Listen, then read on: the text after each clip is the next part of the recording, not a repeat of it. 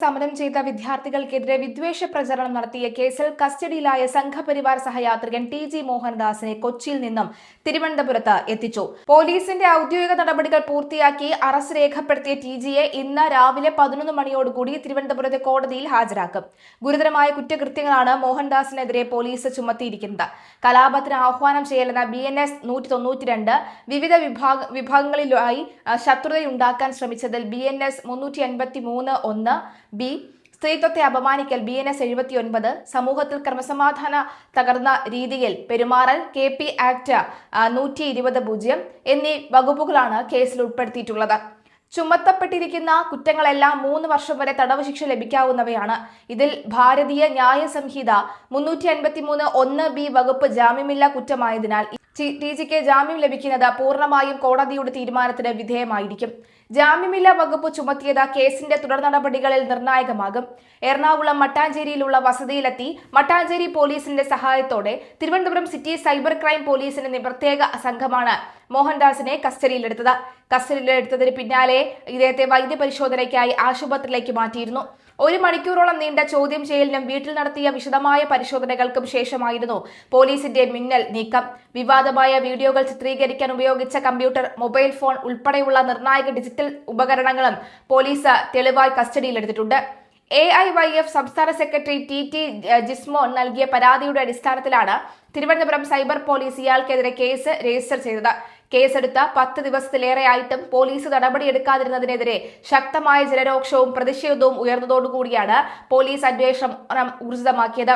സ്വന്തം യൂട്യൂബ് ചാനലിലൂടെയാണ് ഇദ്ദേഹം വിവാദമായ പ്രസ്താവനകൾ നടത്തിയത്. ഡൽഹി ജന്തർ മന്ദറിലെ സമരം അടിച്ചമർത്താൻ 4 ചതുരശ്ര കിലോമീറ്റർ ചുറ്റളവിൽ കർഫ്യൂ പ്രഖ്യാപിച്ച് പ്രക്ഷോഭകർക്ക് നേരെ വെടിവെപ്പ് നടത്തണമെന്നും ജനങ്ങൾ ചിതറിയോടുമ്പോൾ കുറെ പേർ മരിക്കുകയും അംഗഭംഗം സംഭവിക്കുകയും ചെയ്യുമെന്നുമായിരുന്നു ആഹ്വാനം.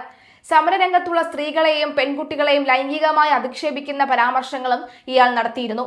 പ്രക്ഷോഭകർക്കിടയിലേക്ക് പോലീസിനെ പിൻവലിച്ചാൽ അവിടെ കൂട്ടബലാത്സംഗം നടക്കുമെന്നും ബലാത്സംഗം ഇഷ്ടപ്പെടുന്ന സ്ത്രീകളാണ് സമരത്തിലുള്ളതെന്നുമായിരുന്നു നീചമായ പ്രസ്താവന. ഇത് വലിയ സാംസ്കാരിക രാഷ്ട്രീയ പ്രതിഷേധങ്ങൾക്ക് വഴിതെളിച്ചിരുന്നു. കസ്റ്റഡിയിലെടുക്കുന്ന സമയത്ത് വീട്ടുപരിസരത്ത് തടിച്ചുകൂടിയ BJP പ്രാദേശിക പ്രവർത്തകർ മോഹൻദാസിന് പിന്തുണയുമായി രംഗത്തെത്തിയിരുന്നു. പോലീസ് വാഹനത്തിലേക്ക് കയറ്റുന്ന സമയം അഭിവാദ്യ മുദ്രാവാക്യങ്ങളോടുകൂടിയാണ് അനുയായികൾ ഇയാളെ യാത്രയാക്കിയത്. പ്രവർത്തകരുടെ മുദ്രാവാക്യങ്ങൾക്കിടയിൽ യാതൊരു ഭാവവ്യത്യാസവുമില്ലാതെ പുഞ്ചിരിച്ചുകൊണ്ടാണ് പോലീസിനൊപ്പം വണ്ടിയിൽ കയറിയതും. അതേസമയം മോഹൻദാസിന്റെ അറസ്റ്റ് വിവേചനപരമാണെന്ന ആരോപണവുമായി BJPയും രംഗത്തെത്തി. അവധി ദിവസം നോക്കി കസ്റ്റഡിയിലെടുത്ത നടപടി അപലപനീയമാണെന്നാണ് BJP സംസ്ഥാന general secretary advocate S. Suresh പറഞ്ഞത്.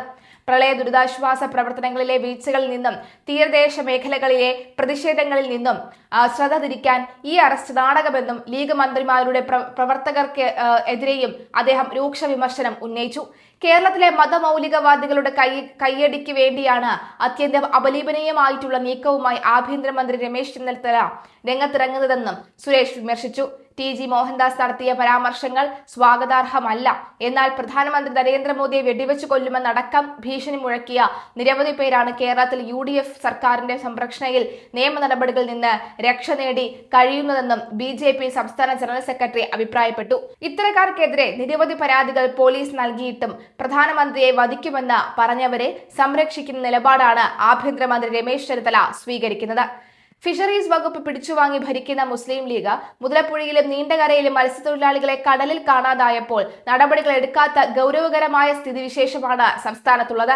BJP ഭരിക്കുന്ന പഞ്ചായത്ത് ആയതിനാൽ മണ്ണിടിച്ചിലിലും പ്രളയത്തിലും കൊല്ലപ്പെട്ടവരുടെ ബന്ധുക്കളെ പോലും കാണാതെ മടങ്ങുന്ന ലീഗ് മന്ത്രിമാർ കേരള സമൂഹത്തിന് നൽകുന്ന സന്ദേശം ഭീതിജനകമാണെന്നും S. സുരേഷ് കൂട്ടിച്ചേർത്തു.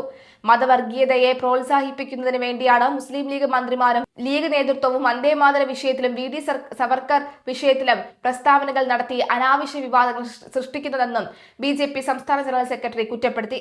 സംസ്ഥാനത്തെ പ്രളയ ദുരിതാശ്വാസ പ്രവർത്തനങ്ങളിലെ ഗുരുതരമായ വീഴ്ചകളിൽ നിന്നും തീരദേശ മേഖലകളിലെ കത്തുന്ന ജനരോക്ഷത്തിൽ നിന്നും പൊതുജന ശ്രദ്ധ തിരിച്ചുവിടാനാണ് സർക്കാർ ഈ അറസ്റ്റ് നാടകം സംഘടിപ്പിക്കുന്നത്.